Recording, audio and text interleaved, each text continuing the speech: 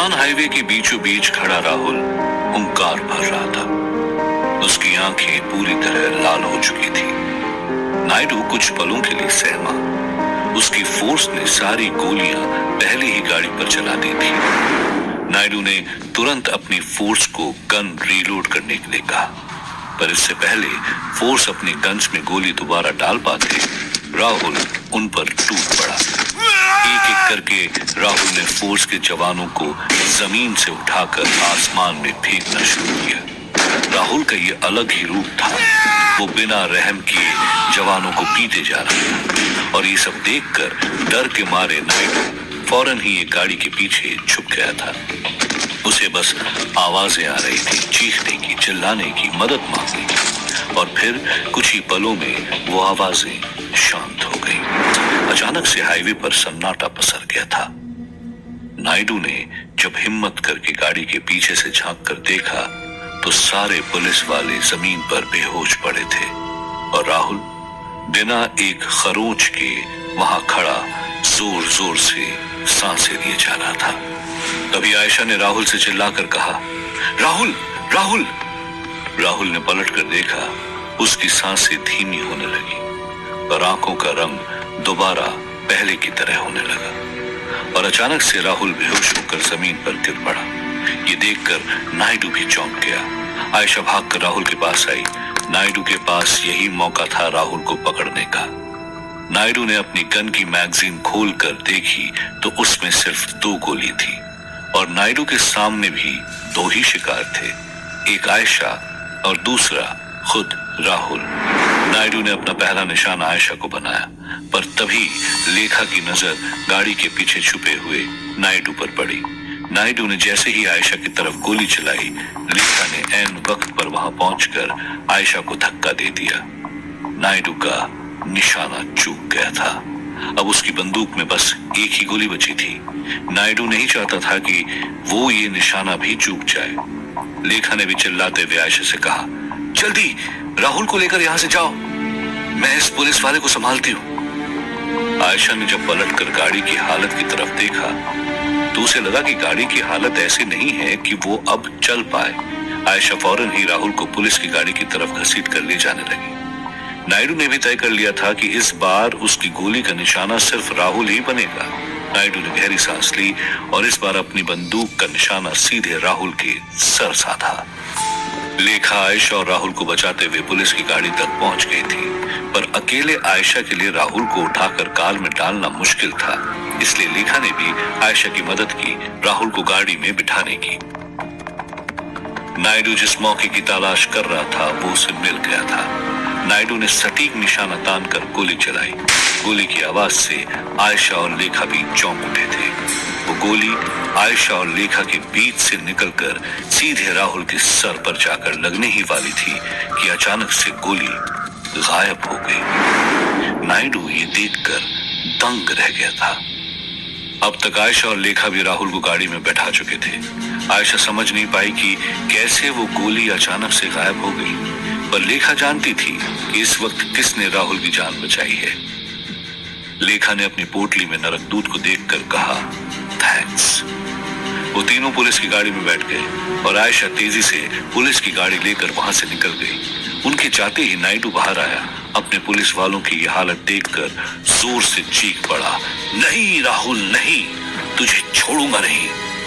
आयशा तेजी से गाड़ी चलाते हुए कच्चे रास्ते पर निकल गई थी। उसे डर था कि कहीं और पुलिस वाले हाईवे पर उनकी गाड़ी रोक ला ले। राहुल कार में अभी भी बेहोश पड़ा था। तभी आयशा की नजर पास बहती हुई नदी पर पड़ी। आयशा ने नदी के किनारे गाड़ी रोकी। राहुल को पीछे की सीट पर लेखा की गोद में बेहोश देखकर आयशा को जलन भी हो रही थी।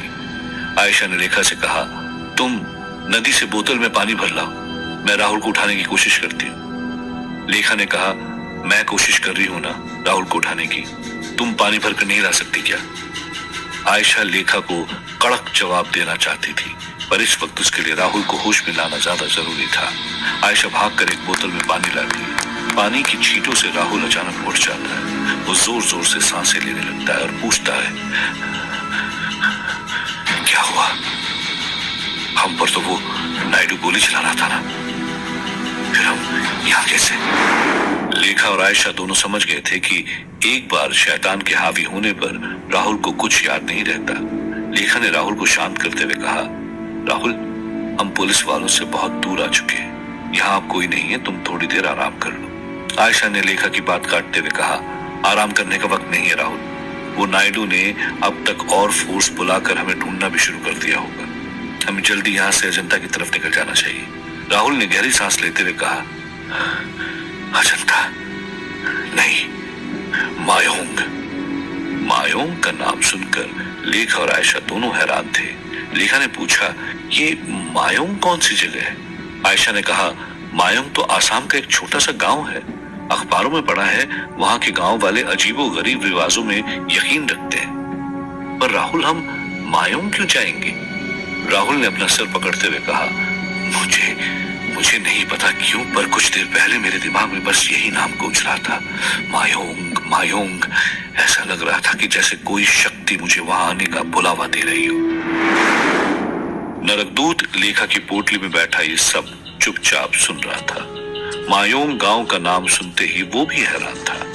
लेखा की पोटली से निकलकर बाहर आते हुए नरकदूत ने कहा, मायोंग कोई आम गांव नहीं है, वहां अजीबो गरीब शैतानी शक्तियों का वास है, जिसका अंदाजा इंसानों को भी नहीं है। शैतानों की दुनिया में अपनी काली शक्तियों को बढ़ाने के लिए लोग मायोंग स्थित गांव में जाते हैं। वहां शैतानी शक्तियों का वास होता है। जरूर ही वो चांद के पत्थर का एक हिस्सा वहां जाकर गिरा होगा, और अगर ये सच है तो उस हिस्से को पाना बहुत मुश्किल होने वाला है।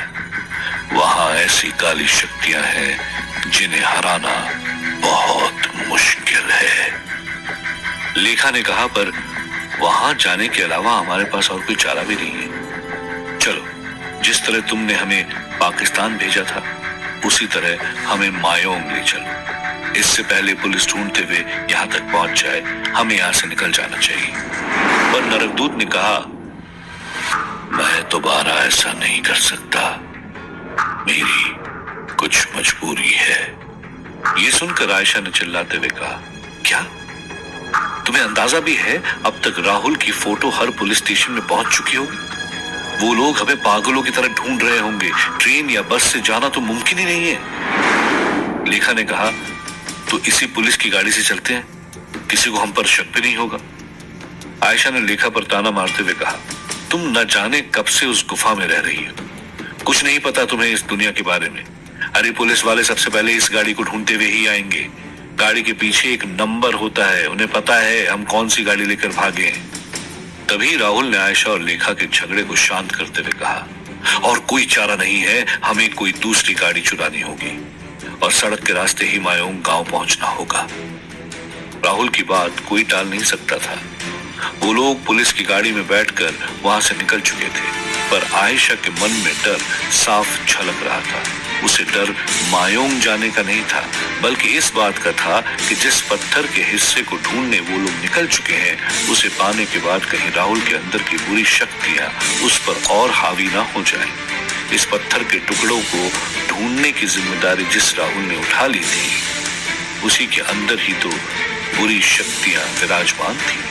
क्या राहुल उन काली शक्तियों पर कभी काबू कर पाएगा, या फिर उसका अंजाम और बुरा होगा? ये सवाल आयशा के दिमाग में घूम रहे थे, पर फिर भी मास्टर को हराने के लिए अपने भविष्य को जोखिम में डालकर आयशा, राहुल, लेखा और नरकदूत अपने नए सफर की तरफ निकल चुके थे। पर मास्टर को इन सब से कोई फर्क नहीं पड़ रहा था। वो तो अपनी गुफा में झूम रहा था, चूहों को सता रहा था, जैसे कि उसे इन पत्थर के टुकड़ों की अब कोई जरूरत नहीं थी। वो चांद का टुकड़ा जिसे पाने के लिए मास्टर ने बचपन से मेहनत की, अपने ही परिवार को मार दिया, अपने ही भाई का जानी दुश्मन बन गया, चंद्रवंशियों से युद्ध किया, इतना सब कुछ जिस पत्थर को पाने के लिए मास्टर इतना उत्सुक था, वो आज न जाने क्यों बिल्कुल निश्चिंत था। आखिर क्या चल रहा था मास्टर के दिमाग में? क्या वो अपने ही भाई नरकदूत से एक कदम पीछे चल रहा था? मास्टर के दिमाग का खेल सिर्फ वही जानता था, पर एक बात तो थी कि मास्टर अपनी खौलती हुई कड़ाई में राहुल के हर कदम पर नजर रखा हुआ था। राहुल ने पुलिस की गाड़ी एक पार्किंग लॉट पे खड़ी करके बड़ी ही चालाकी से दूसरी गाड़ी उठा ली, पर आयशा ने कहा सिर्फ गाड़ी बदलना ही काफी नहीं होगा, जगह जगह नाकाबंदी होगी और पुलिस के पास राहुल की तस्वीर भी होगी। इतना आसान नहीं होगा एक राज्य से दूसरे राज्य तक पहुंच पाना। और तभी नरकदूत ने अपनी उंगली से राहुल के चेहरे पर दाढ़ी लगा दी और कहा, ये काफी होगा उन पुलिस वालों को चकमा देने के लिए। वो लोग गाड़ी में बैठकर निकल तो गए थे, पर आयशा जानती थी कि जब तक नायडू राहुल को पकड़ नहीं लेता वो चैन से नहीं बैठेगा। आयशा की सोच के विपरीत सीबीआई हेडक्वार्टर में नायडू अपनी कुर्सी पर बिल्कुल चुपचाप बैठा हुआ था और उसके आसपास सीबीआई की बाकी अफसर थे जो राहुल को पकड़ने की रणनीति बना रहे थे। एक अफसर ने कहा, हमें राहुल की तस्वीर देश के हर थाने में पहुंचा देनी चाहिए। रॉ और आईबी की मदद लेनी चाहिए उसे पकड़ने में। तो दूसरा अफसर बोला, अगर हो सके तो हमें ये बात होम मिनिस्ट्री को बतानी चाहिए, ब्लैक कमांडोज ही उसे पकड़ सकते हैं। पर तभी नायडू ने अपनी कुर्सी से उठकर कहा, चुप, बिल्कुल चुप, हम ऐसा कुछ नहीं करेंगे। हमने राहुल को पकड़ने की सारी कोशिश ही कर ली, फिर भी आज तक वो हमारे हाथों में नहीं लगा, और अब और क्या कर लेंगे हम। नायडू की ये बात सुनकर वहां मौजूद हर अफसर हैरान था। तभी नायडू ने कहा, अब तो बस एक ही रास्ता बचा है, राहुल को पकड़ने का। एक अफसर ने उत्सुकता से पूछा, कैसा रास्ता सर? राहुल को हम कैसे पकड़ सकते हैं? नायडू बिना कोई जवाब दिए मन ही मन मुस्कुरा रहा था।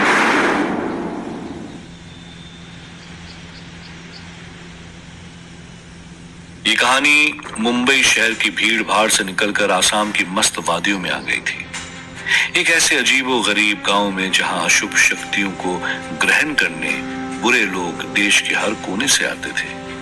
एक ऐसी जगह जिसके बारे में बहुत कम लोग जानते थे।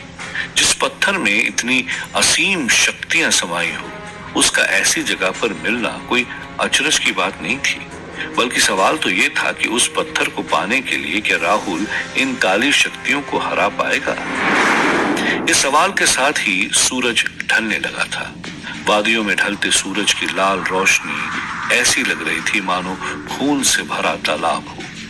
उन वादियों की ऊंचाइयों के उल्टे सीधे रास्तों पर राहुल अपनी गाड़ी तेजी से भगाए जा रहा था। लेखा उसके बाजू वाले सीट पर बैठी थी और आयशा पीछे की सीट पर। आयशा की नजरें बस लेखा पर ही टिकी थी जो राहुल को घूरे जा रही थी। लेखा ने राहुल से कहा, आप पर ये दाढ़ी जच रही है, आपको पहले भी रखनी चाहिए थी। राहुल लेखा की बात का जवाब देने ही वाला था कि तभी आयशा ने कहा, राहुल रात हो गई है और हमें इस इलाके के बारे में ज्यादा कुछ पता भी नहीं। मेरी बात मानो तो हमें रात को कहीं रुक जाना चाहिए। तभी लेखा ने कहा, नहीं राहुल, हमें सीधे मायोंग जाना चाहिए, पहले ही शादी की वजह से बहुत देर हो चुकी है। आयशा ने भी जोर देते हुए कहा, राहुल, यहाँ लोगों को सिर्फ अपने मकसद की पड़ी है, किसी को भी तुम्हारी चिंता नहीं है। तुम्हारे चेहरे से साफ साफ दिख रहा है कि तुम थक चुके हो, इसलिए प्लीज मेरी बात मानो, हमें रात किसी होटल में बितानी चाहिए। आयशा और लेखा जोर जोर से बहस करने लगी। लेखा ये समझ नहीं पा रही थी कि आयशा बार बार इस बात पर जोर दे रही थी कि राहुल को थकान हो रही है या नहीं। वो ये देखना चाहती थी कि राहुल एक आम इंसान है भी या नहीं, या फिर वो पूरी तरह से शैतान बन चुका है। और तभी अचानक से राहुल ने गाड़ी में ब्रेक लगाया। जोर से किसी के टकराने की आवाज। ऐसा लगा जैसे राहुल ने किसी को गाड़ी से कुचल दिया था। आयशा ने पूछा, क्या हुआ राहुल? राहुल ने अपनी उंगली उस सड़क पर दिखाई जहां गाड़ी की रोशनी में एक झुंड गुजर रहा है। नहीं, ये जानवरों का झुंड नहीं बल्कि इंसानों का झुंड था। ऐसे इंसान जो छिपकली की तरह जमीन पर रेंगते हुए सड़क पार कर रहे थे। किस तरह के लोग थे और आखिर कहां जा रहे थे?